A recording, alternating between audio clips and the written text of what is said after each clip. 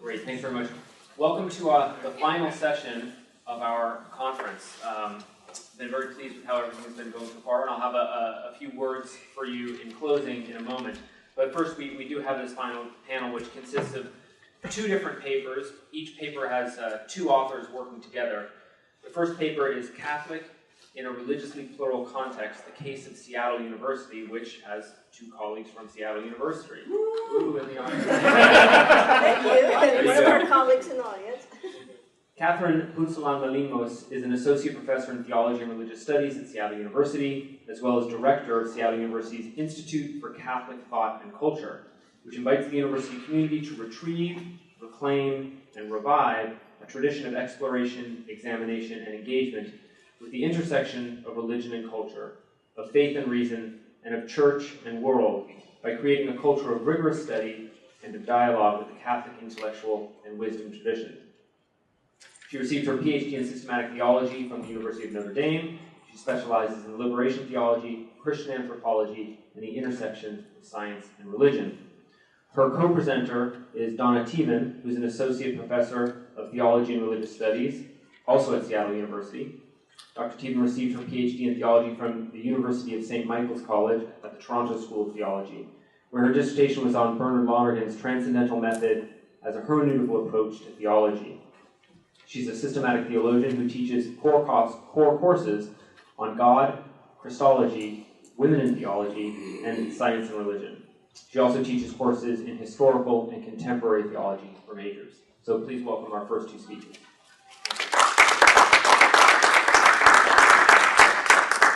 Thank you all for sticking around. I'm very grateful for that.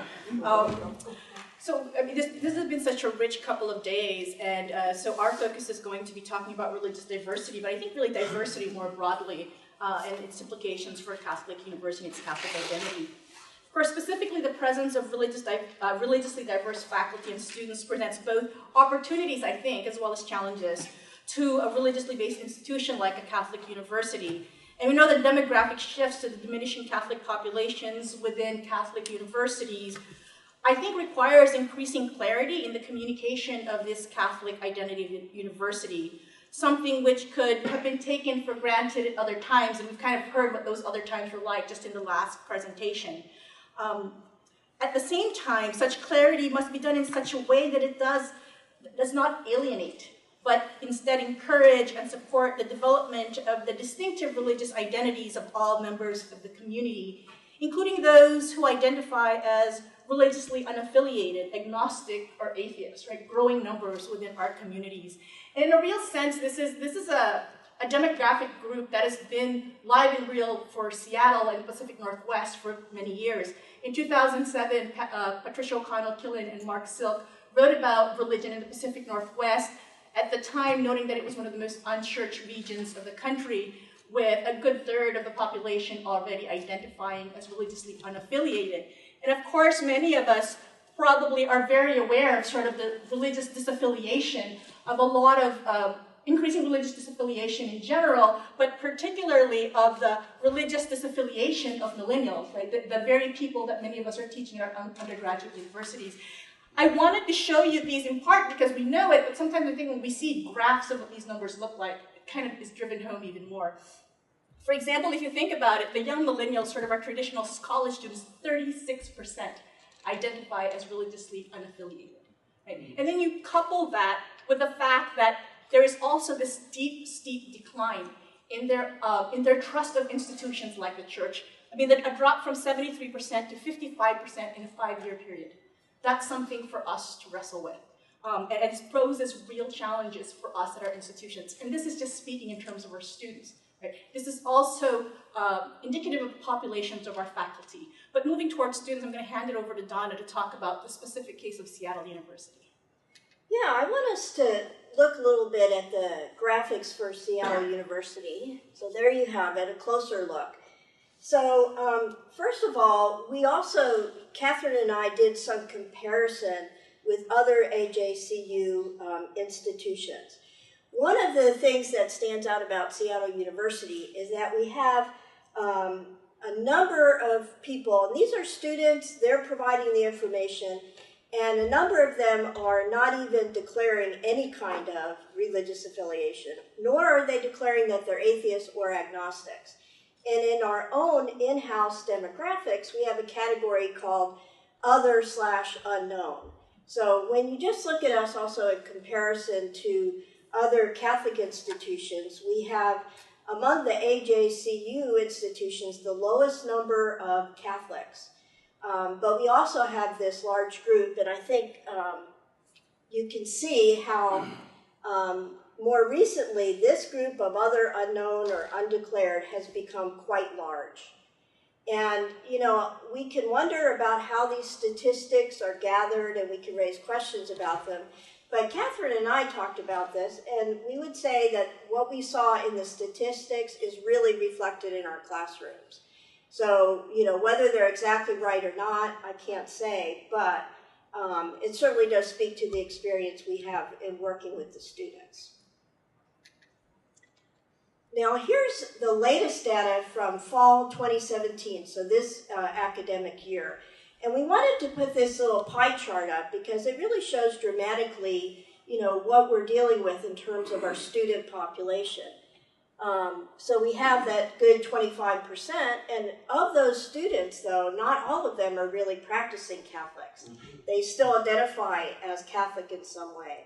The other thing, and you probably have noticed this in your classes too, is a lot of the students who do identify as Catholic and maybe are practicing Catholics still are not necessarily very knowledgeable. So we still have a certain number of students who come to us from Catholic schools, especially Jesuit high schools, who maybe have more knowledge than some of the others. But we're not really, even with our Catholic students, working from a shared knowledge base.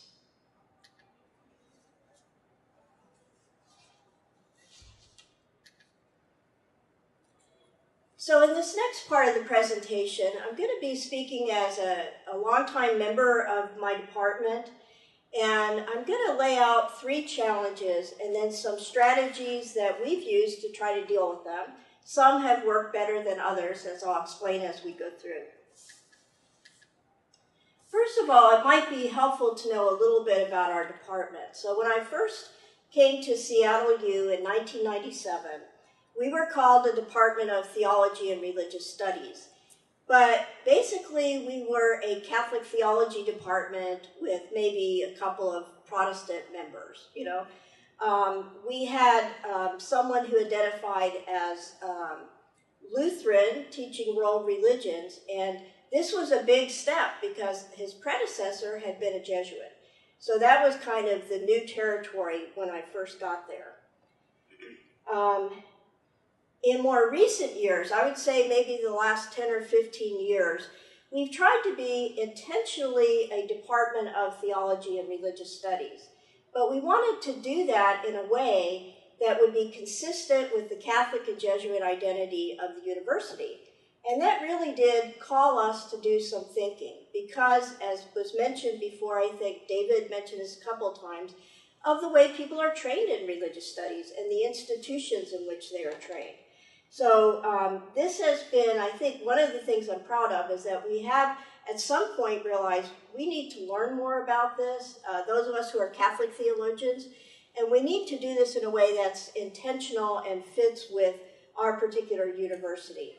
So yes, we do want to reach out to faculty and students who come from diverse religious traditions, but we also want to do something more so that we just don't have people kind of parachuting in and disconnected, which I think fits with the theme of community that's kind of emerged in our conversations as well. So we'd like to do it in a way where we can still have genuine community. So the challenges I want to speak to today are, first of all, teaching theology and religious studies in the core. Secondly, hiring faculty. And third, sustaining the major. So let's start with the first challenge, teaching Catholic theology in the core. Well, a reminder about our demographic. So 50% of our students identify as agnostic, atheist, or other or unknown. So when you add all of them together, it's like 54.4%. So one of the things that we've seen in maybe the last couple of years has been greater hostility toward religion, and Christianity in particular. So I would say when I first came to Seattle U, many of our students were unfamiliar with religion, maybe didn't have a lot of experience, but they were a little curious. They were also, many of them are spiritual but not religious. So they weren't really necessarily all that hostile to religion. But we have seen, especially in the last few years, an uptick in that. And part of what the students themselves say is, well, I don't know much about religion or Christianity, but I see in the news all the time about Christian evangelicals and voting for Trump, and those are the kinds of stories they tell. So they have a certain impression of what Christians in general. So now evangelical Christianity has, for many of them, been kind of the norm for their understanding of Christianity. Now, to make sense of what we're trying to do in our core curriculum, it might also help you to have a little background on what we are doing in the core. So like so many of you, we've been through a core revision. We still sort of have 2 courses in theology and religious studies, but what we have since 2013, 2014 is a learning objectives-based core. So it's not disciplinary-based, it's based on learning objectives. So technically, our courses that we think of as theology and religious studies courses could be taught by people in other departments, and sometimes are. And there is some control over that, not in our department, but in the core office. So people have to present certain qualifications to be able to do this. The other aspect of this is that we've had, I know some people have been using the term Common Core. We don't use that term, we speak of a university core.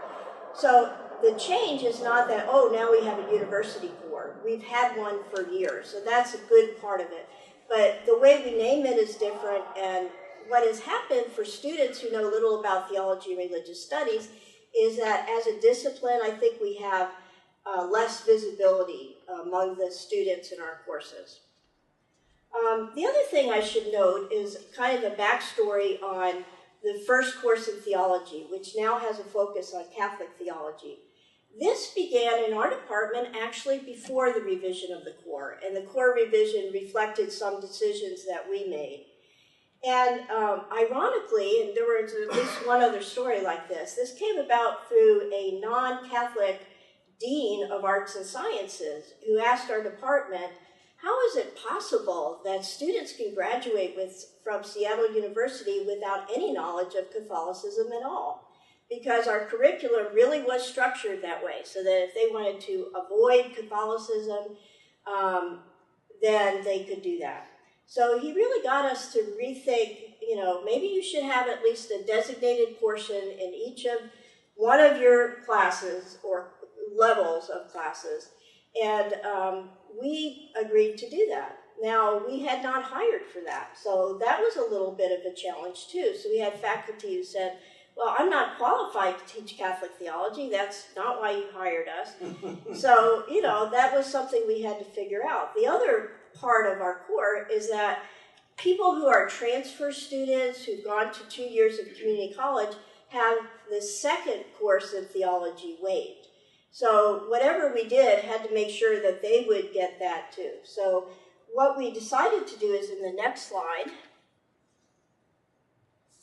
and this is the revision, so this is what we have now, but it was based on what we had done as a department. So we have UCore 2100, Theological Explorations, and we have a variety of topics. So some of those courses that Brian was saying that I teach, they're at this level. So the generic title is Theological Explorations, but we have a variety of courses that are on different topics. So students still want choice, and so they have some choice there. The second level is UCore 3100, and it's called Religion in a Global Context, and it's part of a module of our core that looks at global challenges, etc. So this is where we have courses in Judaism, Islam, Buddhism, and we will start to have some courses in Hinduism. So we can be sure that there's some Catholic content that every student gets. Now, if you look at the next slide, so this has been our strategy. There's, at the first level of the core, there is Catholic theology. It's not all taught by people whose main expertise is in Catholic theology, though, I should add. But Catholic theology is definitely a major part of the course. It's also their introduction to theology as an academic discipline. That's the place where that happens. And we also are very intentional about wanting to respect the commitments of our students. So even the ones who are declared other or unknown, they have a philosophy of life, they have values, they have personal commitments, etc., and we want to be respectful of them. So one of the ways that we go about this is, yes, you're going to be learning about the Catholic tradition in this course, among other things too. It's not just exclusively Catholic. But we set it up as a kind of dialogue. You're going to be bringing your own experiences and beliefs and values into conversation with the Catholic tradition. For the second level, which is, traditionally called world religions, some of the courses are exclusively like introduction to the Quran, introduction to Islam. And so they might focus on, a single religious tradition, but some of them are Christian-Buddhist dialogue, Christian-Muslim dialogue, etc. But I think one of the great things about our department is that even in those courses, people bring a spirit of interreligious dialogue to the classroom. So that's the first challenge, and these are some of the things we've tried, and I think, they're working pretty well, although I think we're getting a lot of, a little pushback from students on the Catholic theology one for sure. Why do they keep bringing God into the course? I've heard other stories like that. It does turn up on evaluations. All right, so now the second is hiring.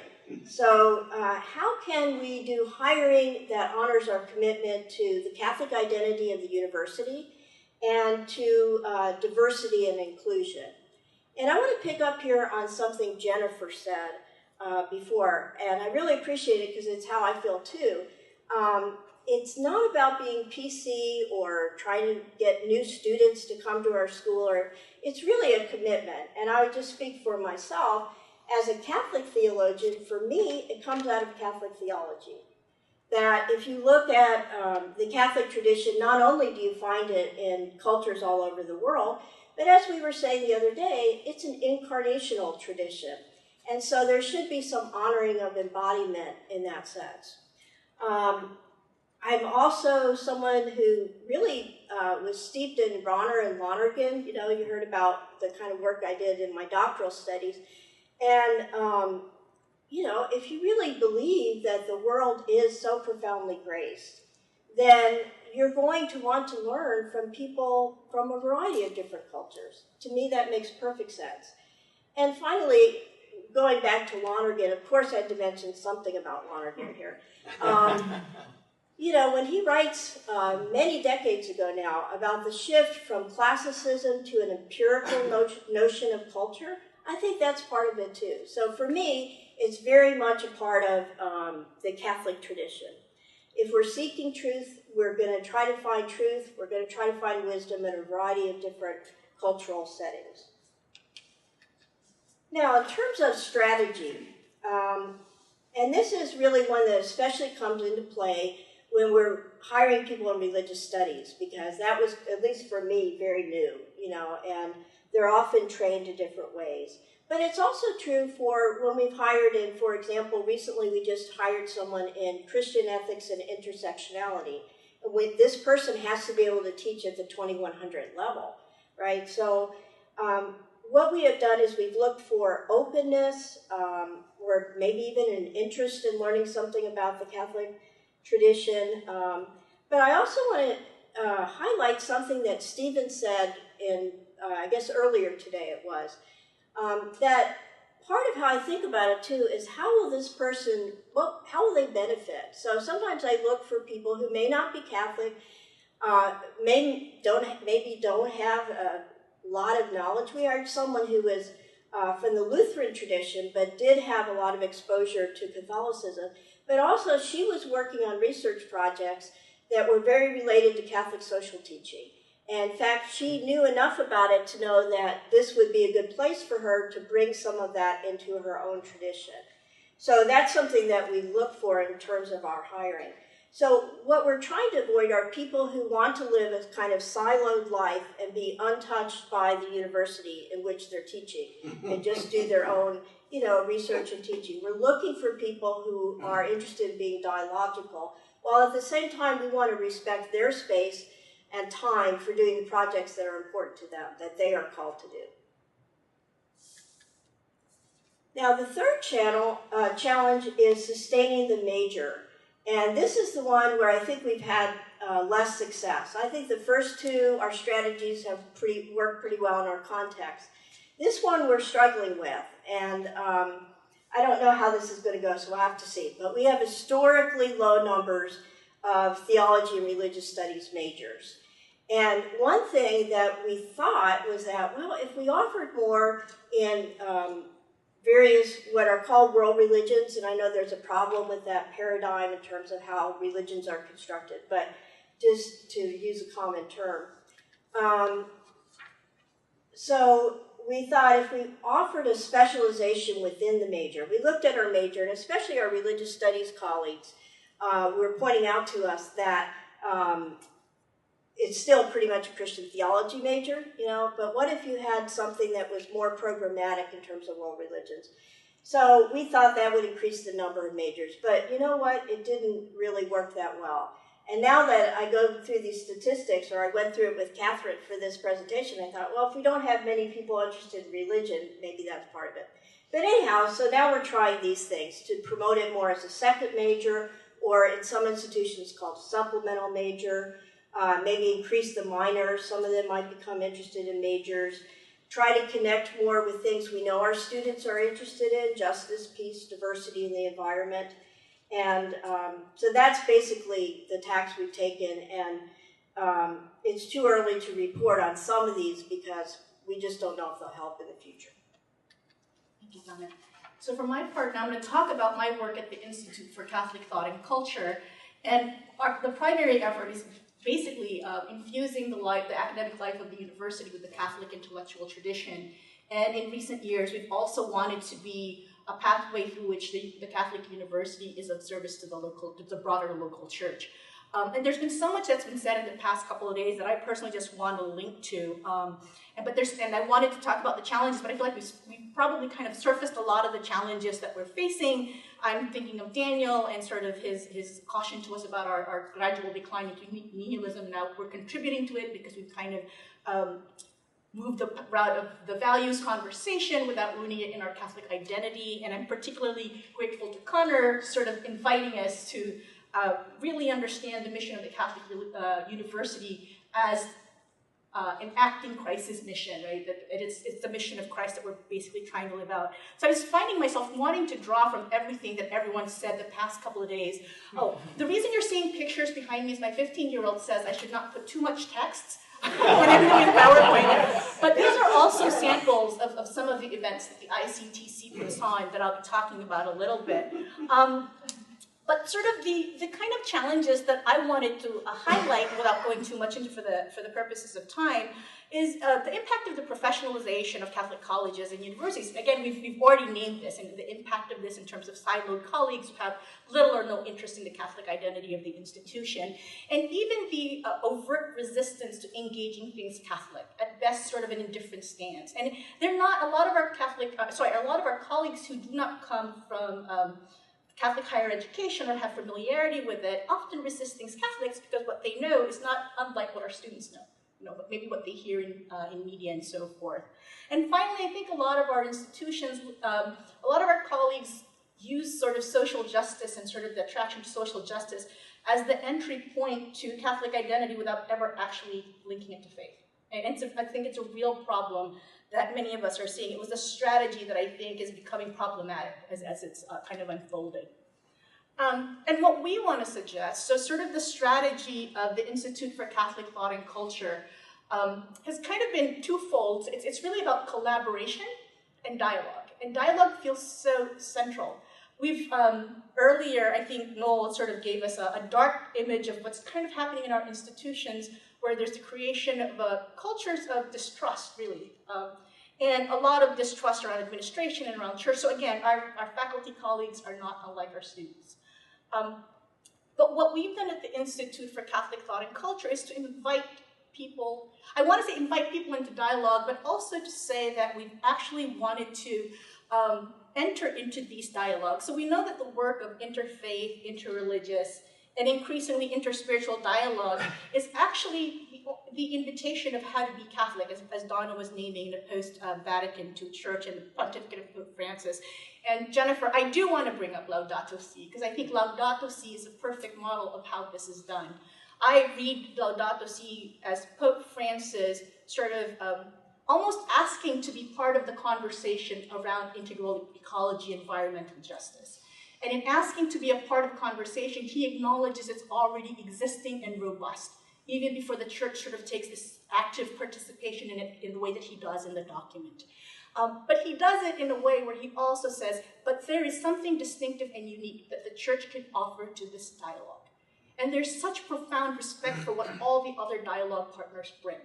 And again, this dialogue is on so many levels, right? There's an appreciation for disciplines, there's an appreciation for other religions, there's appreciation for diverse culture, there's even explicit appreciation for maybe environmental movements that might not be open to religions, right? So there's just such a profound openness. And so, and also, I think Pope Francis, right, the first Jesuit Pope, there's something very Ignatian, I think, in the way that he himself proceeds in this kind of engagement. And I always go to annotation 22, right, in the spiritual exercises of St. Ignatius, which invites a posture of generous listening. And so it's this kind of posture that we also invite in the various kinds of programming that we create at the Institute for Catholic Thought and Culture. So it's as much about trying to find opportunities to get faculty colleagues to engage in content of the Catholic intellectual tradition, but also inviting them into a particular way of proceeding, a particular way of doing it. I just highlighted sort of certain elements of dialogue here. Again, sort of we need to stand firm, we need to speak out of the Catholic intellectual tradition, we need to speak out of it explicitly, and not just implicitly bringing in theological and philosophical traditions. Again, assuming the good in the other, a certain way of listening that's genuinely receptive, not just a listening so that you can prepare your counter-argument to somebody else's point, right? Genuine humility. Genuine humility. That might sometimes be culturally challenging, I think, sometimes, when I think about it, but to be open, and also openness and hospitality to the other, and a profound sense that the other is gift, and that the other has gift to offer us in this dialogue. So it's really just a very Catholic way of seeing the world and seeing our colleagues, right? That assumes the best and assumes that God has something to teach us through them. But I also have to give credit. One of the things that the ICTC does is we do this 2-credit course with 4 faculty colleagues and a group of students. Interdisciplinarity. We have a sociologist, a social work professor, a psychology professor, and myself as a theologian. But in this class, one of the students sort of reminded me of this particular message of St. Ignatius of Loyola to the Jesuits going to Trent. Again, it tells us something about the kind of posture that we're inviting. And I just want to read it to you. This is what he advises the Jesuits going to Trent. It feels maybe significant for faculty colleagues. Learn the surpassing worth of conversation. Be slow of speech. Be considerate and kind, especially when deciding on matters under discussion. Pay attention to the whole person. Understand the meaning, learnings, and wishes of those who speak. Be free of prejudice. Argue from authority cautiously. Quote important persons only if arranged beforehand. Consider the reactions on both sides without showing attachment to your own opinion. Avoid bringing dissatisfaction to anyone. Be modest when you are certain, we heard this earlier. Choose to speak at the other's convenience, even when certain. Give conversation the time that it needs. I basically read this as saying, allow the Holy Spirit to do its work and listen for her as she moves, right, in the conversation and in the discourse. So it's really, and for me, it's also in the real context of our situation at Seattle University, it's an invitation to genuine, generous listening. Right? We've heard so many words around this, the notion of community, for example, that we were talking about earlier. There was also the idea that John brought up about conversation with strangers. I think when that was raised, I thought it was implying people outside of the walls of our universities. But I wonder if the strangers we need to be in conversation with are our faculty colleagues. I wonder if they are the ones that we need to bring together to listen to the pains and the sorrows and the hopes and the aspirations that they bring, and their experiences and their questions. Again, an invitation to attend to how the Spirit may be at work in them and in us as a community of scholars.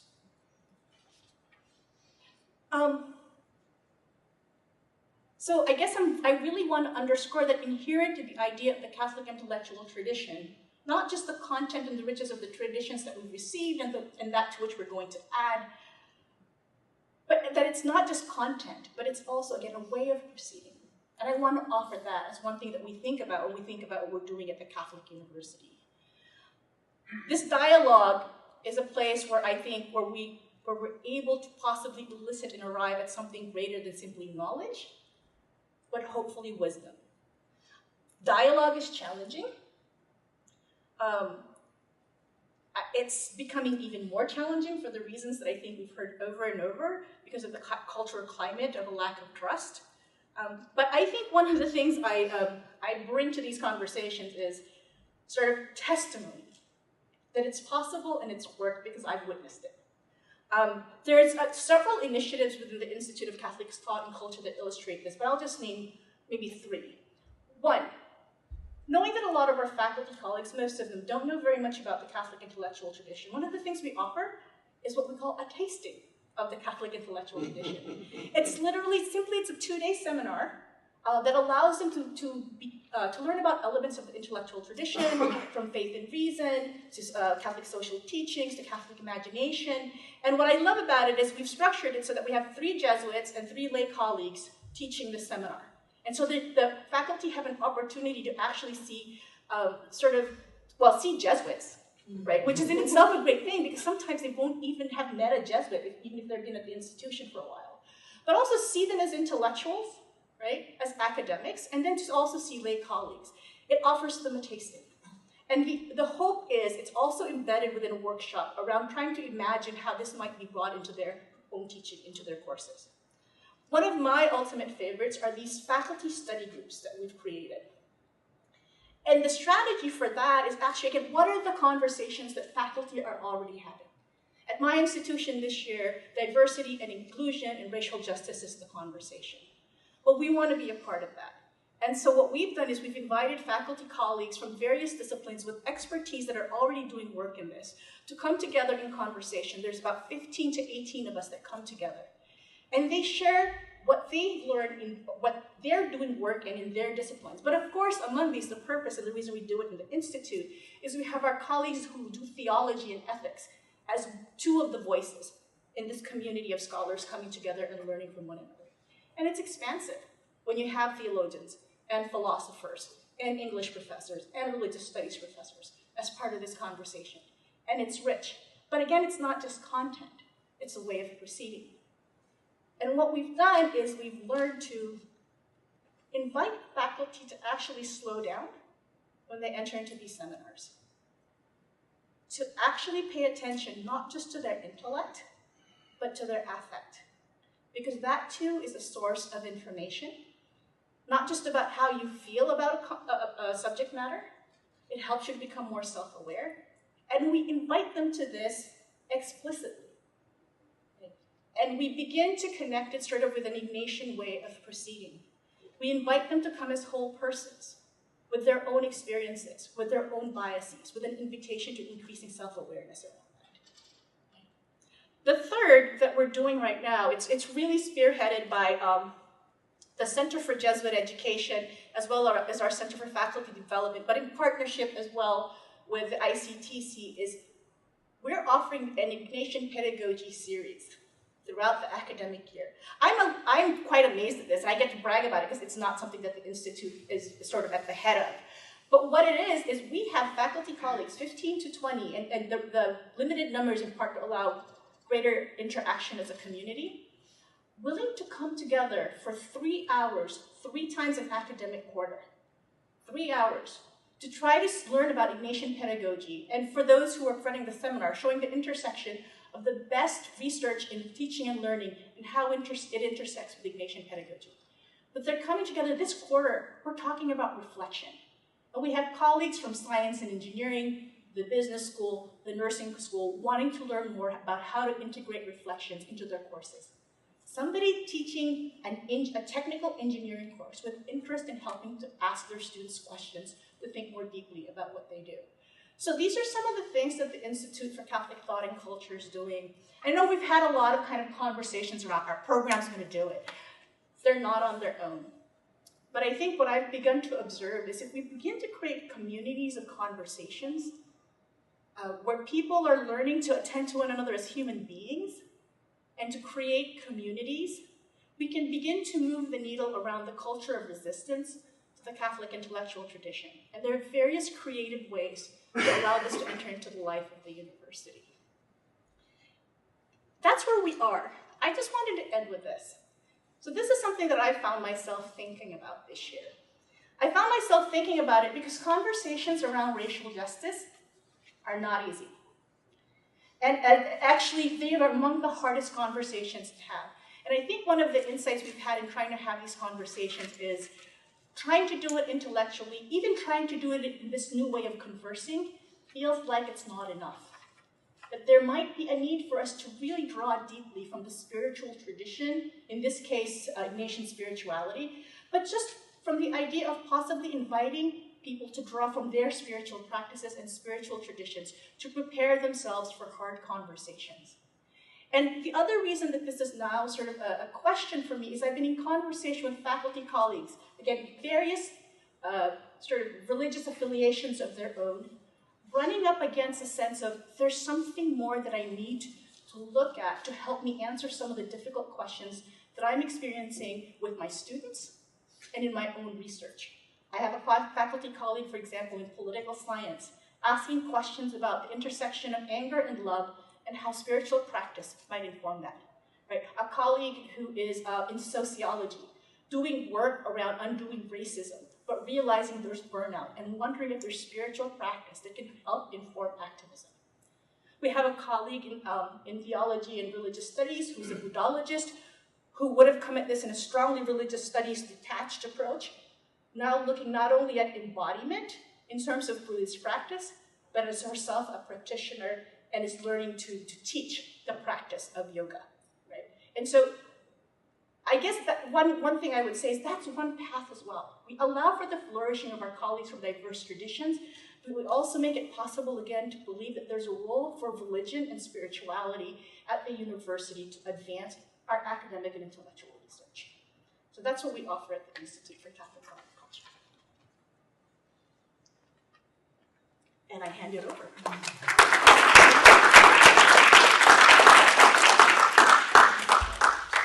Okay. Ooh, this one's louder. Our final panel again has two presenters.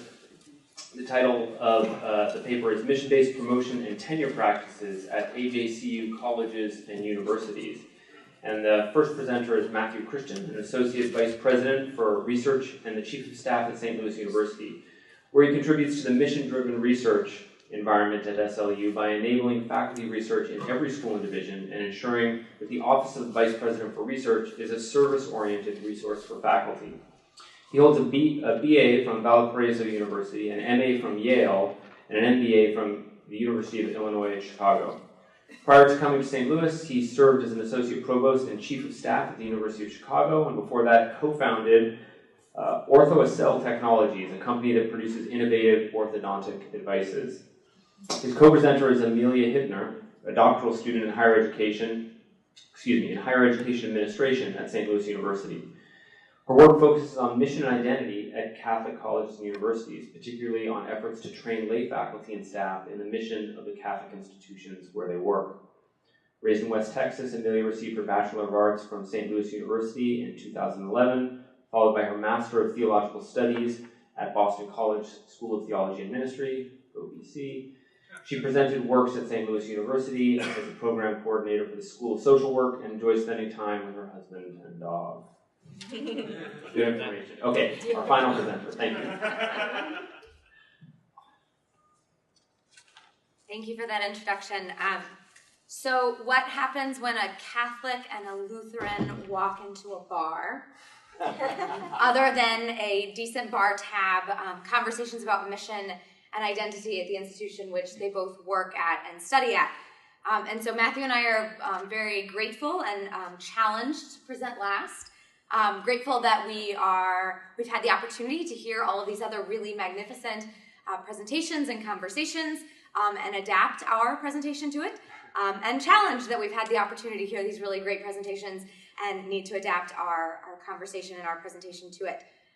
Matthew and I are very cognizant that we are both social scientists studying education, but before you kick us out of the room, we've both had training in theology, and through our conversation have really found that we're both very informed and formed by that training, and that's really what grounds us and where we operate out of. So with that, I will let Matthew kind of give you an overview of what we're doing here.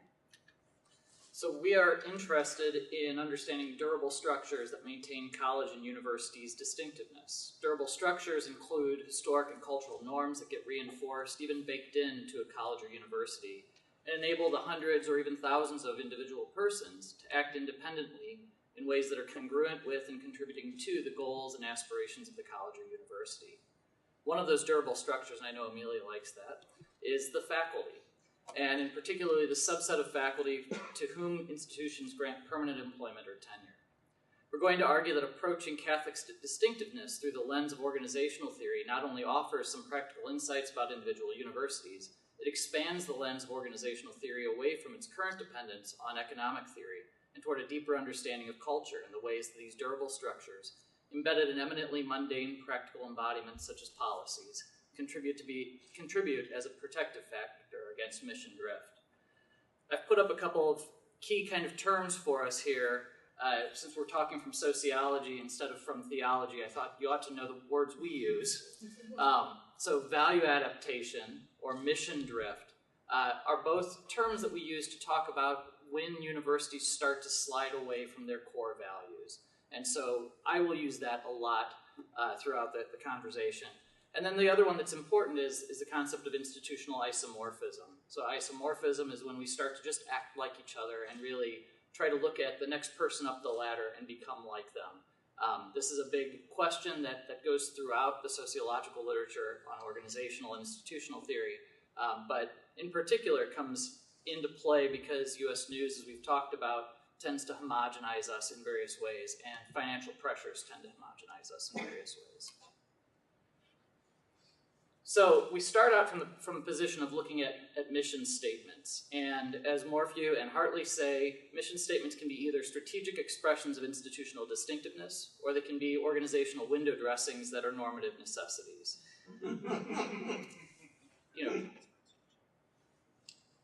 Sorry. In Boyer's Scholarship Reconsidered, which I think many of us have talked about a little bit over the last 2 days, one of the things that Boyer starts to push against is this isomorphic tendency that's going on, and getting away from simply a publish or perish mentality that was prevalent in the 70s and 80s, and instead saying, should we take a broader view of scholarship? Should we be looking at a more student-centered view of the faculty job? Similarly, and more recently, the Carnegie Foundation is pushing against this isomorphic tendency by creating a community engagement classification. This is a strictly opt-in classification, and sort of as a counterpoint or add-on to the R1, R2 distinctions, in which universities take their mission and show how they engage with the communities around them as a way of carving out a different kind of distinctiveness that's not rewarded in the traditional ranking structure. So as we all know, right? But I think again, as it's been pointed out, to see some data on that helps us. Catholic colleges can no longer depend on the fact that they are going to have vowed religious of whatever flavor on their campuses, nor faculty who are Catholics themselves. So Father Bill Leahy, who's the president of Boston College, did a study in the early 90s where he looked at the makeup of faculty members, and he found that in the early 1900s, 10 to 15% of the faculty on campuses were going to be lay. 80 years later, 85 to 90% of those faculty were lay, and now we're looking at that in almost another 40 years. And what does that makeup look like today on our own campuses? I think we're quite familiar with that, and we see that reflected in some other research here as well by Alice Gollin as well. And so this mission statement that we talk about, what is the purpose? If we're going to look at this, I think we should know what it is. The literature talks about mission statements as telling us who we are and what we do. Morphew and Hartley, who had that wonderful quote about window dressing, see the mission statement as serving a twofold purpose. It's both instructional. It helps us to know what we're doing and how that conforms to who we say we are. And it also, in this vein of community that we've been talking about, provides a shared sense of purpose among the community. It outlines why we're here and what we're doing or should be doing. But as we might be aware on our own campuses, if you look at your mission statement and then what the reality is, as Michael so eloquently challenged us to do, studies have shown that instead of actually doing this, providing this instructional basis and a shared sense of purpose, they provide a means to an uncertain end. And I love this, that they evoke an all-purpose purpose, that there really is no grounded identity in what we're supposed to be doing there. So mission statements there are we have an idea of what they should be doing, but the question is, are they really doing that? So in response to this new reality, both the changing makeup and demographics of our faculty on campus, but then also the challenge of our mission statements, we've seen universities, and this has been discussed yesterday and today, have initiatives that respond to this. So institutions have responded in a variety of ways, as our previous presenters indicated, to hiring for mission and whatever that might look like, or formation programs such as Collegium, which has been mentioned, the Ignatian Colleagues programs. There are others across different charism groups. And all of these are focused very centrally on issues of Catholic and, if applicable, charism identities, and focusing on how faculty connect those to their teaching, research, and service. So we decided to look beyond that and ask, once you've hired people for mission and once you've started formation programs, are you in fact rewarding them for being attentive to mission?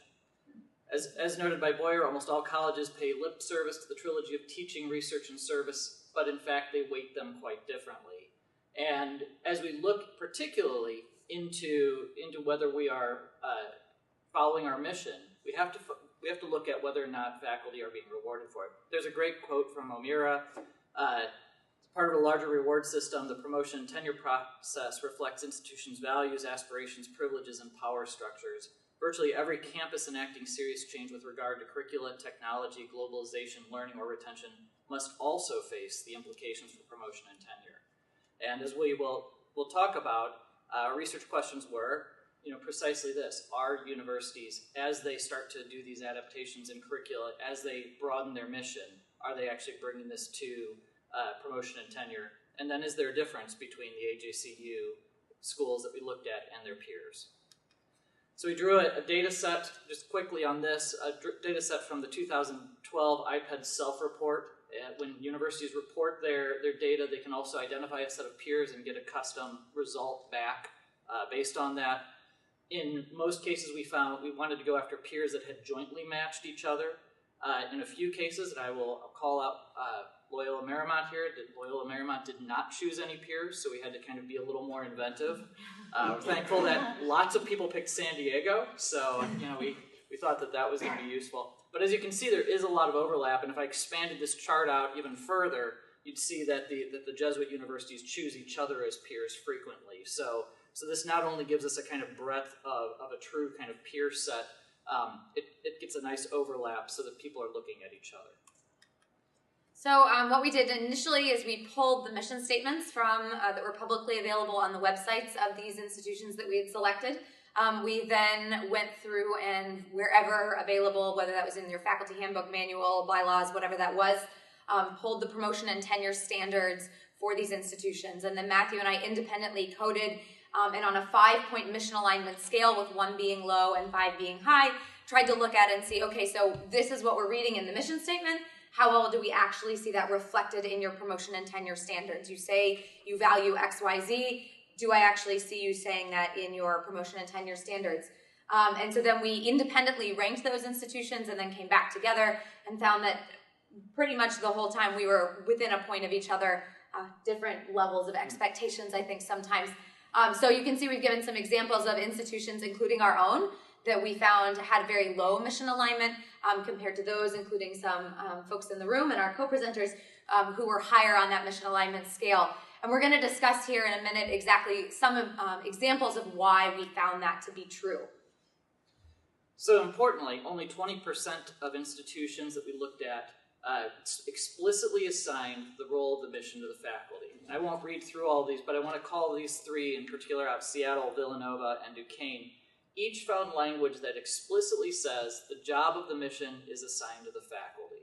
And right there, it doesn't mean that we have perfect mission alignment in every one of these cases, but it at least shows that the faculty are expected to do something about the mission and clarifies the whose job is it to live out the mission on the campus. Another example is Valparaiso University, my alma mater, but they really did a nice job of pulling out language within all of the faculty standards that tied to the mission. So their mission is a community of learning dedicated to excellence, grounded in the Lutheran tradition of scholarship, freedom, and faith, preparing students to lead and serve in church and society. And then if you go through their faculty standards for tenure, effective teaching carries the greatest weight. Faculty members are to acquaint students with relations between disciplines, including their bearing on moral, social, and religious dimensions. The scholarly work favors a broad understanding that includes the 3 constituencies: the academy, the church, and society. So these are the things that Valpo is saying we must, when we evaluate you for tenure, we expect from you, and gives us much stronger alignment between what they're saying, even if they aren't assigning. In Valpo's case, they do not assign the mission to the faculty, but they do it implicitly through each of the standards. By contrast, as you would expect, 80% of the universities omit key mission themes from their faculty evaluation documents. And I've listed up some of the most common themes: leadership, diversity, context, global and international, technology. I want to call out a couple of these. The words in red are the ones that were explicitly left out of some key mission statements. Globally engaged urban research university.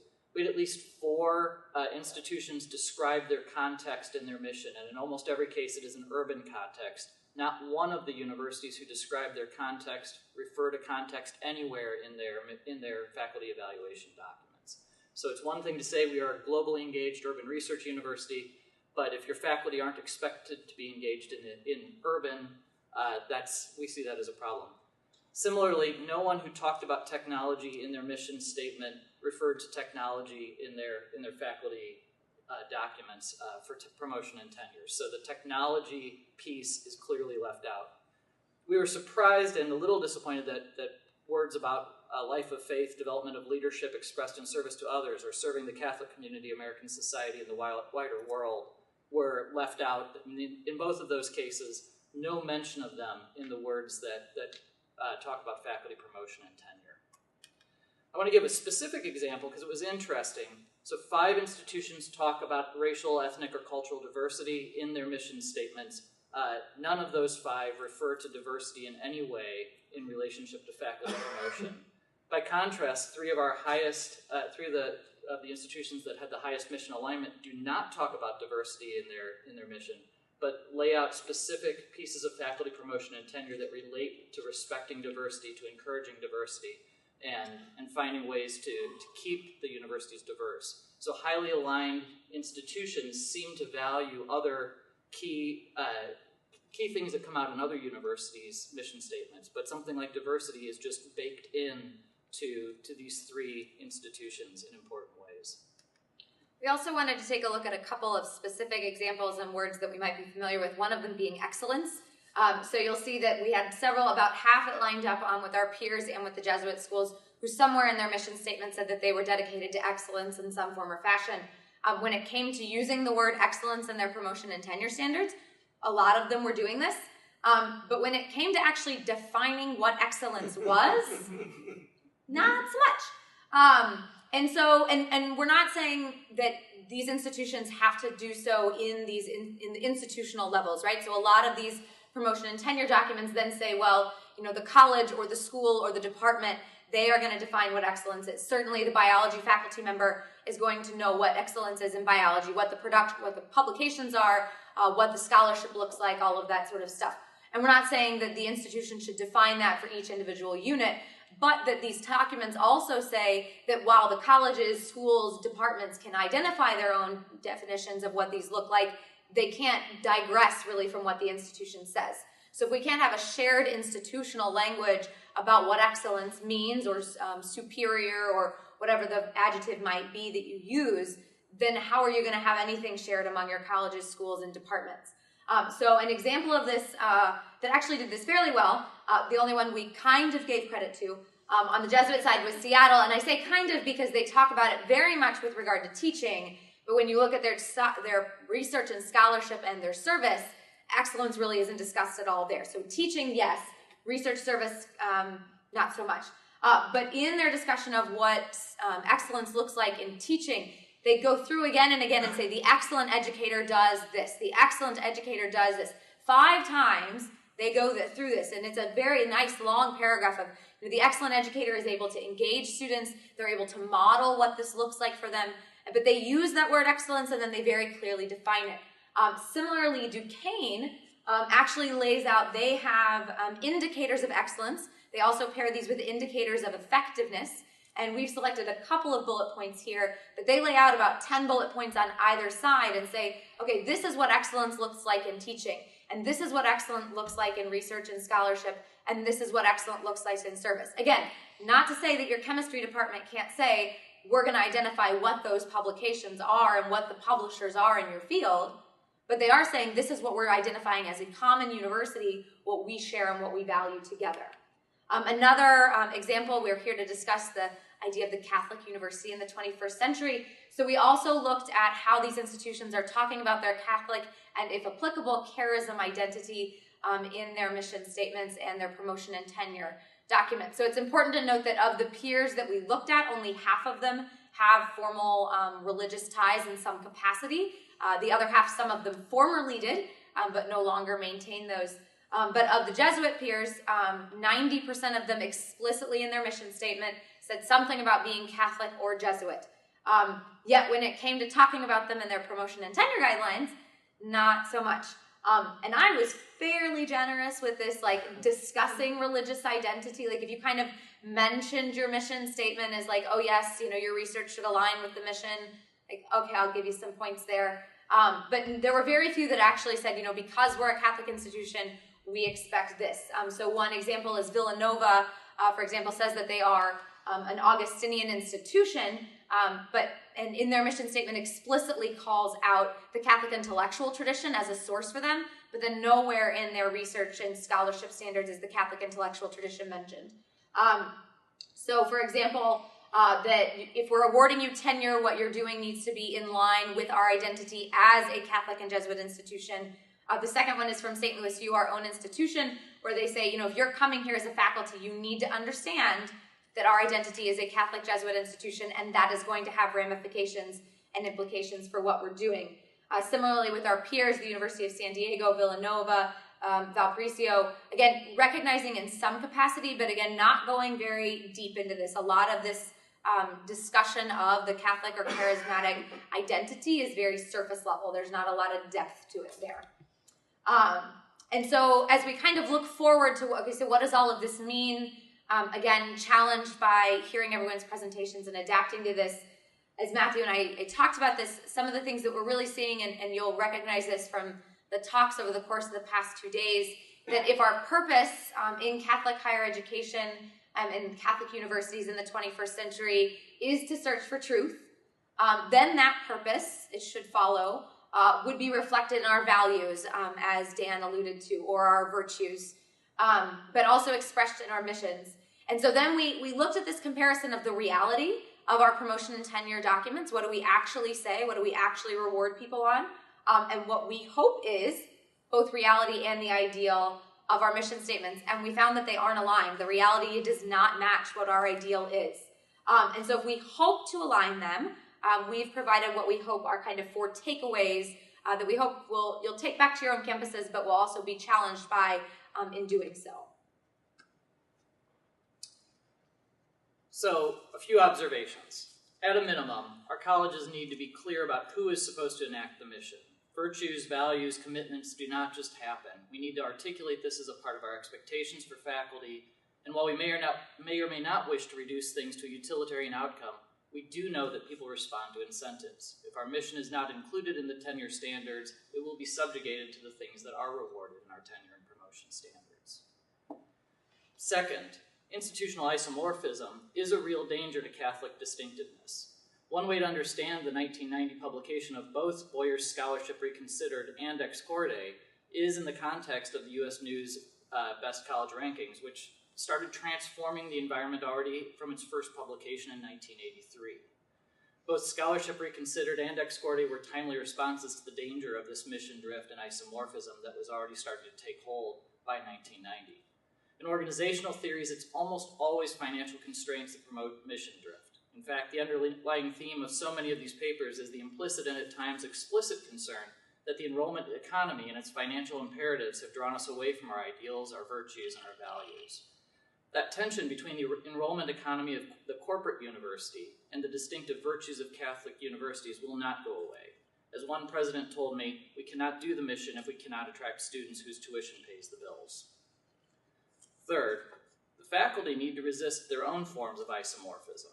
With a tightening job market for tenure-track positions, a small number of institutions produce most of the PhDs in our universities, and this has been alluded to today. But let me put it in more stark terms. A 2015 study of 19,000 faculty jobs showed that a quarter of all universities account for 86% of tenure-track faculty positions. More narrowly, 18 universities produce half of all computer science professors. 11 institutions provide 50% of all hires in political science. I just looked at a few of these, but I think this is true in many of our fields. Faculty may not explicitly follow U.S. News, but they do look at their mentors and peers from graduate school, and they seek to legitimize their own departments by trying to recreate it as a community similar to the ones they experienced in graduate school. Intentional or not, this results in a strong, if unspoken, concern about status and tendencies towards isomorphism at the departmental level. If we're not rewarding faculty for supporting the mission at the time of promotion and tenure, both faculty and departments will default to a reward structure that's tied to national scholarly communities.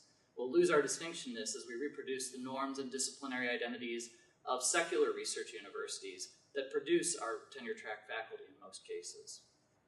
And finally, in institutional theory, organizational sagas are stories we tell ourselves, and it's a story of a prolonged competitive advantage rooted in the relationship between our founding myth and our present organization. Jacquet and others have shown that strong organizational sagas are common features of universities that are able to resist mission drift. Strong organizational sagas also make us more attractive to students, I would argue. A culture that has a durable structure is authentic, and one thing most writers agree upon about the coming generation of students is that they're ferociously aware of the lack of authenticity in many institutions. These students are eager to embrace strong, authentic identities, even ones that make our branding officers cringe. For instance, my most recent university before SLU was the University of Chicago. It's growing to be one of the more popular undergraduate programs, and the t-shirt on campus is "Where Fun Comes to Die." So students will embrace countercultural ideas as long as it's authentic. Institutions with strong, pervasive institutional cultures are able to own those identities, attract students and faculties who fit the culture well, and further shape those individuals when they arrive. So it's all the more reason that our universities need to embrace their distinctive identities, articulate them clearly, and embed them in our policies and practice. This doesn't happen with a program here and there. It requires us to fully align our mission and culture. Thank you. Thank you.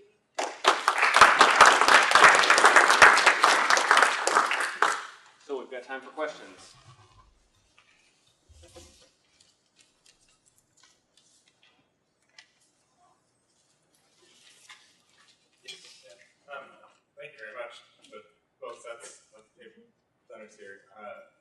Amelia, after applying your expertise, slightly different disciplinary perspective.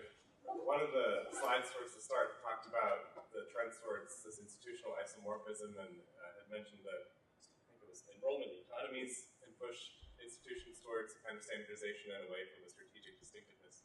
And I wonder if you could comment on that a little bit, because I think about this a lot in my experience, limited though it is with Catholic higher ed. And it's one of the things that just blows my mind, because it seems as though strategic distinctiveness would be the best decision that a university could make, even from a strictly economic perspective. And yet, it seems like we're stumbling over ourselves to make ourselves look more and more like other institutions that, frankly, I had this conversation a little bit, that cost half as much or a quarter as much as we do. And at a certain point, if we can articulate why we're different, then I'll be honest, I don't know why I would send my kid there. Like, why would I flip the bill for an extra 30 grand or whatever it's going to be? One of the studies that we looked at, and I think I mentioned this to you yesterday, and I don't remember the exact statistic on it, but they compared the mission statements that institutions had published on their website, and then compared that mission statement to what they submitted to U.S. News and World Report, and they were very often very different. Right, and so I think that gets at, like, and it wasn't to, like, make themselves even more distinctive, it was to make themselves look better as to whatever the market in U.S. News and World Report is looking for, which you would think would be distinctiveness, but that doesn't really reflect what the data is showing us, at least. We're seeing a lot, over the last 25 years in particular, you've seen a lot of movement from community colleges trying to become more like a baccalaureate institution. Liberal arts colleges adding professional programs adding PhD programs. And each of this is trying to chase effectively either a more prestigious, but often a more financially viable, or perceived more financially viable type of situation. What's interesting, there was a study done in 2013 on when colleges become universities, and in more than 25% of the cases, within 10 years after becoming a university, the college that had changed actually died. And so there is this financial imperative where we're feeling rocky, we've got to go attract students, but in losing our original and core identity and not becoming better at it, we actually lose something important and eventually fail as an institution. Thank you. Donna and Catherine, I'm interested in your discussion of your theology course. I'm interested in this partially because my own student does not require a theology course. This play, teaching seminars in Catholic theological tradition, we often experience this tension of talking about theological authors and students who don't know anything about theology, and because of the issue. But I'm interested in your course, in the first required course, which you said is taught sometimes with people from outside the department, because it's taught them. So how do you, what kind of standards or learning outcomes do you set around the course in order to ensure some kind of consistency of delivery and outcomes and all that, and do you have training for faculty, or how does that go? Yeah, most of the people who teach that particular course are in our department. A few other people do teach it, but these are a lot of times, some of them are Jesuits who might be in another department. We have maybe a few people who just have a lot of background. Maybe they don't have a PhD in theology, but they've done a lot of theology, perhaps at the master's level.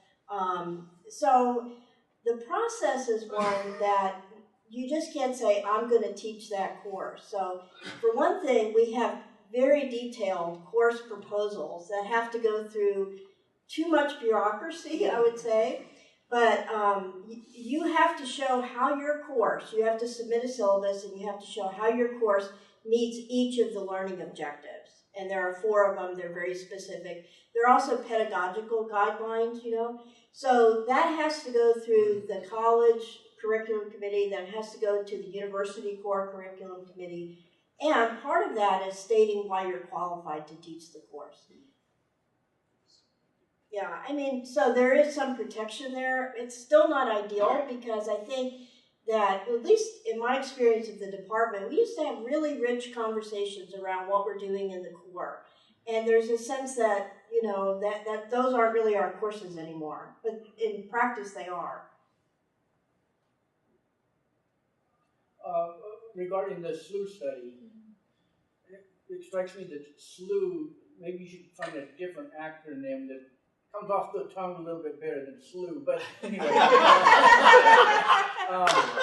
And so have you published this yet, or have you presented it in other places, and what kind of reaction, if so, what kind of reactions are you getting? No, you're the first on this study. So. Lucky you. I will say, of the SLU acronym, we have lots of good things we spin off of that, such as, rumors become slumers. Tulips on campus are slulips. Yeah. This really did, prior to coming to St. Louis University, I was an associate provost, and start watching people come through with tenure cases and trying to understand, in a very different context, what actually drives behaviors within a university. Yeah. And starting to ask that same question at St. Louis University. In fact, our Dean of Engineering has been really pushing hard on this question of, if we are an applied research university, if we are committed to urban environments, what does that mean for tenure? And what does that mean for tenure in an engineering school? And so I think I think we will see in the next couple of years a big change. But it's interesting to hear some of our deans actually start to wrestle with these questions. And do you intend to publish this then? We do. Yes. You do? Yep. I mean, this would be very useful for all Catholic universities. That's hope. Yeah. Talking about acronyms, I just have to tell you that a few years ago, I was working with a colleague at St. Mary's University in San Antonio on a conference, on a CTS conference, College Theology Society. So I used to give him a hard time. I would write to him and say, well, how are things at SMUT, St. Mary's University of Texas, as opposed to St. Mary's University of California? The ultimate Frisbee team ran up against some problems with how they wanted to name themselves. And think about those letters. Yeah. Well, I wanted to ask a question of the folks from Seattle U, and that was, with that second course that is labeled World Religions, you said some of the courses are around dialogue between religious traditions, like Buddhist-Christian dialogue. And I'm just wondering if you all have ever thought of forwarding some courses that might look at Catholicism or Christianity in the global South, and would those qualify for that rubric? This goes right here. And it's been one of from the beginning of the creation of the core, that's kind of what we had to wrestle with the core committee, because it's religion in a global context. And we wanted to make the argument that Catholicism as a global religion and courses around that ought to be taught at the 300 level. But we received a lot of resistance because they wanted to limit the courses that had to deal with Catholic theology all in the first level. Which I think didn't have Global South in them, by the way. Mm-hmm. Then would create confusion. And it becomes really problematic as well, because if every single course that has to have Catholic theology in it is counted in the first theology course, then a student couldn't get 2 courses that dealt with Catholic theology. Mm-hmm. So that is something that we have wrestled with, and we'll probably continue to wrestle with our core. But luckily, our core director who's coming back on board next year has just finished ICP, so that conversation may look a little different now. Mm-hmm. I love this panel. I loved everything inside it. I thought it was great. I have a really weird little question, which is, when you were talking about the major, and I just thought, you could be the structure of the core, you could be talking about Lemoyne. I can tell you we negotiated some things a little bit differently than you have, but I can see why you made those decisions, and, I don't know, I'm not really going to defend our decisions, so. I mean, just because, but I do have a question about the major.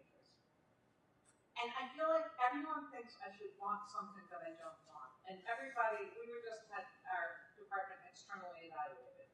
Really lovely people. It was a lovely process. And they really seem to think that we should want to have more majors. We don't have, our majors tanking. We got to have majors. My position is, we're a Jesuit college. We should probably have a religious studies and theology major.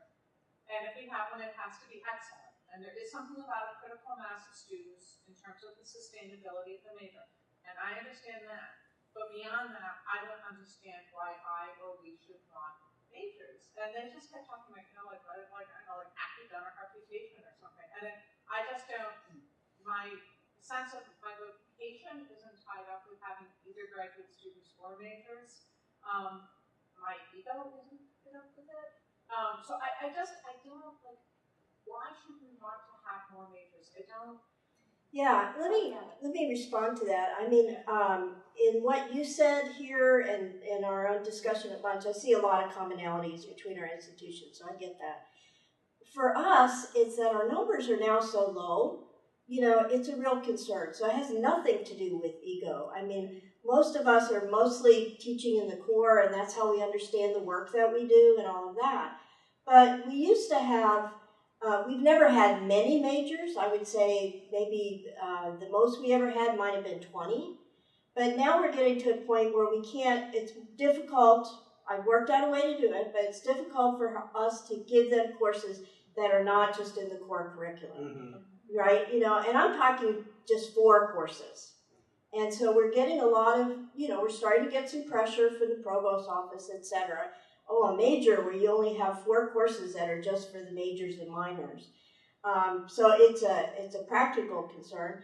The other thing I would say is that we've had some really splendid graduates who've gone on to a wide variety of things. You know, they have served in Catholic campus ministry.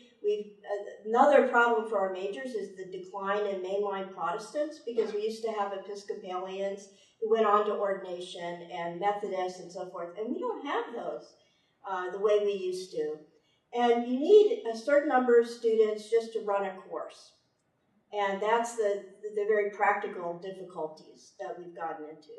I would add to that too. It also would depend on how the financial consideration is a big piece. Right. So I know depending on how your financial structure is set up, but at our home institution, the students, and it's very distinguished between their primary major and if they second major in something, and their tuition dollars and money follows wherever their primary major is. And so departments and programs feel very pressured, which almost then, like, in the admissions process, it's like, well, we're trying to get students to St. Louis U, we want them here. But then once they're here, it's like a rat race. It's like, well, we're trying to woo them back to our program. So at least I've seen that at our programs across the university, there's a love, like, we want them to succeed and we want them to find what's best and vocationally and all this sort of stuff. But we also know that our own finances depend on where those students are at. And so for us, that's part of it as well, yeah. Yeah, we don't have that pressure, I'm happy to say. Good. And the way we do it is that the entire time I've been at Amelia, the college has never been willing to put the money into the majors on the course. Yeah. So 100% of our, 100% since 1990, before that, 100% of my teaching has been for all the time. That means also, and so I could go on to what we've done with the majors to try to do something to make it viable. But so yeah, you know, I can understand that you would really want to hold on to that experience for those students. Well, yeah, that is part of it, but you know, we've tried some hybrid kinds of arrangements and, you know, all of that, and it actually hurt our major. When we had a few classes that they could be together, I think it was better for them. I can see that. They liked it better. That rationale I totally understand, because it's better for the students. Yeah, and I guess one final thing too is sometimes I get frustrated that I get all this pushback on the fact that our majors are largely in courses with other students in the core, because that's very common. That's how most of us do it in Catholic education. But if you have people who have no experience of that, and their model is like a highly selective, wealthy, private, you know, liberal arts college, it's difficult. Just to respond to that, the problem we have at St. Mary's with a few number of majors is it actually makes the possibility of a major much less attractive. Because those kids are in with the general ed population, and they hear the very same questions being asked over and over and over in every course. So because every course is basically an introductory course. And so you've got 5 majors, but they're taking all of these courses with the gen ed population, and the professor is having to explain again the most basic elements of the Catholic tradition. So how do those students ever really progress if there's not a scaffolding? If it's just taking 10 courses, you know, from across the curriculum. So, but you said you have 4 that are just for your majors and minors? Right. And what are they? Can you just tell us what they are? Well, or how they're structured? yeah, so the way we're running it now, and some of this is under review, but at the 2000 level, they take methods in theology and religious studies, right? And then for the advanced courses, they have major themes and thinkers. They have a capstone that is actually dictated by the Corps, and they have an advanced scripture course. Okay, well, that's great. Yeah. And that's just, and only majors and minors can enroll in Right. those. Good, that's great. Can I ask a follow-up for the SLU study here? Thank you so much. I wonder, I'm not even sure, since I'm not a social scientist, how one would get this data. But it strikes me that there's a second problematic filter. So you've got the mission statement, and then is that mission statement articulated in the expectation for faculty? But then is it applied for faculty evaluation? So here at LMU, I'll go ahead and say, with a few colleagues in the room, there's been talk for most of the time I've been here that LMU faculty are evaluated on something like a 40-40-20 model, with 40 for research, 40 for teaching, 20 for scholarship. We've recently tried to correct the problem I'm about to mention, and we'll have to see if we did correct it. But the reality has been more like 90-5-5. And the reason it was 90-5-5 is because it's very easy to just count articles and count books, and it's very difficult to assess excellent teaching, and even more difficult to assess, I think, excellent service. So I think it would be great if our universities tried to put some teeth to faculty evaluation vis-a-vis mission, but I'm not convinced that just having the words there is going to make it, when the rubber hits the road, that it will really be applied that way. Yeah, some of the institutions that, who you could tell in their promotion and tenure standards really took teaching very seriously, and the way they talked about it, they not only required, as we all are probably familiar with in the, at least I know in my institution, when you submit your annual evaluations and you are up for promotion and tenure, you have to submit the course evaluations from students. A lot of these institutions that were very serious about teaching also required that you had, and they had a whole, I mean, it was pages of explaining this process, but that every faculty member was required to have a tenured faculty member come and observe their class. And that, and again, and I've been a part of evaluations like that where you're never gonna like totally tear down your faculty, your colleague, even if they really aren't doing that well, because you're just not gonna do that. But that was another way that it seemed that they were trying to address that, to give it another data point on that. So there was a great book in 2016 by a woman named Julie Posselt, it's called Inside Graduate Admissions. Really excellent if you want to look at that. But she got permission from 4 different universities to sit in on their admissions panels at the departmental level, and then goes through and kind of catches themes of what's going on. And I'll just say, if LMU or anybody else would like us to come and sit in on tenure panels, I think it really would be, it's really the only way to understand what really is at work. So you're exactly right. There's what's said and what's practiced. And from sitting in on 8 years at the University of Chicago, there's a lot of haggling that's going on in that back room. And I'll just point out in conversation here that mission as a sort of fourth thing, as distinct from scholarship, teaching, and service, would be even harder to define, right? How do you define the contribution to mission from the sort of diverse ways that we all think, at most of our universities at least, someone could contribute to mission who is or is not Catholic, is or is not a theist, is or is not in a certain discipline? It becomes very difficult to figure out how you'd actually... Without quantifying that, of like, you published this paper and taught this class and did this lecture. Yeah. Can I just follow up on that, just on this one point about teaching? And I agree that it's difficult to evaluate it, but it's also the case that one of the reasons that it's difficult to evaluate it is that there are so many different ways that you could be a good teacher. And then if you add the mission in, just to give you just one example, would somebody who never talked about the Catholic intellectual tradition in his humanities course, would that person, but was seen as a generous, giving, who sort of lived what a Christian would be and was recognized by the students that way and met with them like that, would that person be evaluated more or worse than somebody who figured out how to really creatively and to connect explicitly the Catholic mission and intellectual identity with her subject matter and in the teaching. And so there would be two really different ways, and you'd want to have room for both of them.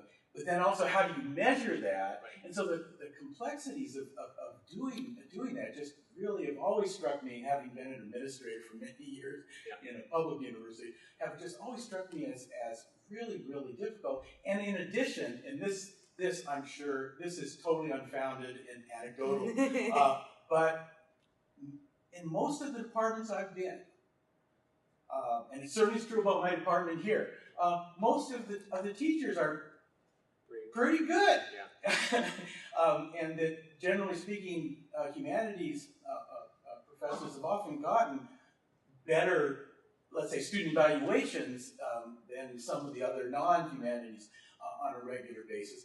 And so that when you start making, when people are getting 4s, many are getting 4s on student evaluations out of 5, it's easier to make distinctions on the basis of counting articles, because everybody sort of, not everybody's good, I understand that, but so there's all these kinds of things about teaching that become really difficult and problematic in making tenure and promotion decisions. And I see this as, especially when not here, but when I've been at other universities where I've been on the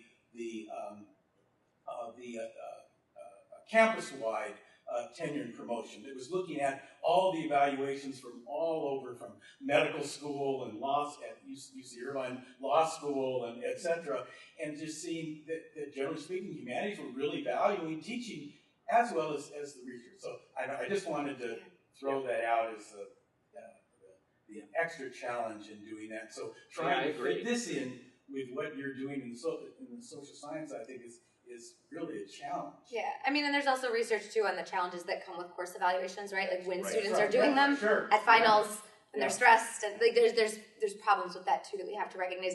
And I think too, Matthew and I have had this conversation, also recognizing biases that students might have. So Matthew has a great example of a faculty member who was doing really great research, but her teaching evaluations weren't that great.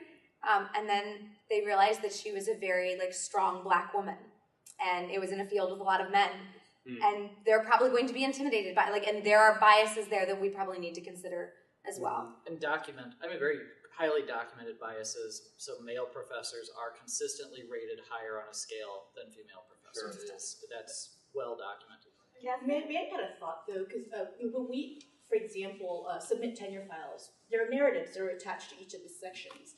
And from what I've really appreciated is being able to read faculty narratives where they're able to connect all 3 of these aspects to the mission. And their very ability to articulate the work that they do in mission language or connecting it explicitly to mission, how does that kind of come into the evaluative process? Because I've appreciated how well a lot of my colleagues are able to do that, which shows the seriousness with which the mission is taken at the institution. Yeah. And beyond just using slogans. Right. Yeah. I think we've got time for one quick one. I don't know on and on about it, but I think using faculty evaluations, I think you put numbers in there and they're shiny objects that you dangle in front of administrators, and they can't really get beyond I think in this narrative approach. Yes, the gender stuff is totally documented, consistent study after study after study after study, set up differently.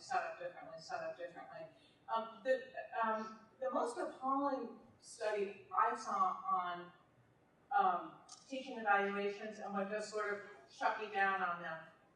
Teacher A teaching Spanish 1, teacher B teaching Spanish 1, teacher B gets worse evaluations. Then you go on to Spanish 2, taught by teacher C.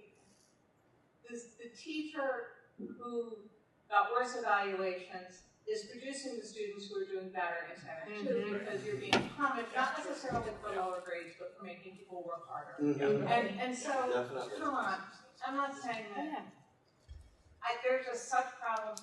It's assuming that junk data is better than metadata. Junk data is not better than metadata. it's absolutely true. Our motto at my prior institution was, we don't count things, we read them.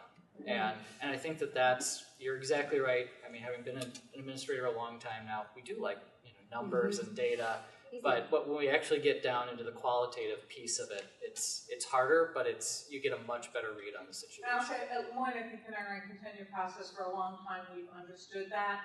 It's actually harder for the administrators who are making our annual decisions about raises and what's going to be there in comparison. There's like a teaching cutoff, and they're doing it strictly on the basis of those numbers. Really? Okay, could you join me in thanking our last presenters here? And I've just gone a little over time, so let me just say a final word of closing here, since I know people may need to leave, and some people might even need to catch early planes. So thank you very much, those of you who are still here. We've had a number of people cycling through the room yesterday and today for what I think have been a series of really rich conversations.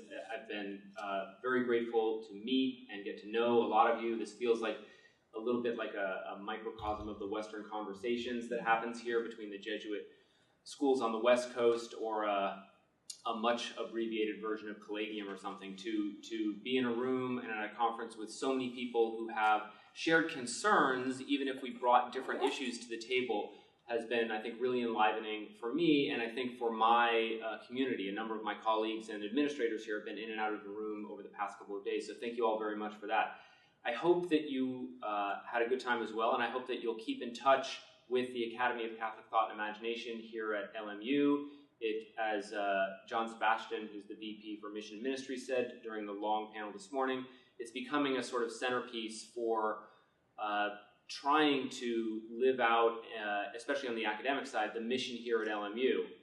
And even though it won't be sort of my institution for the rest of my career, it'll move on to someone else, I hope that it remains a vibrant part of our community, and I hope that the rest of you will stay in touch with ACTI, and that this conversation will continue over the years. Thanks very much, and thank you for coming.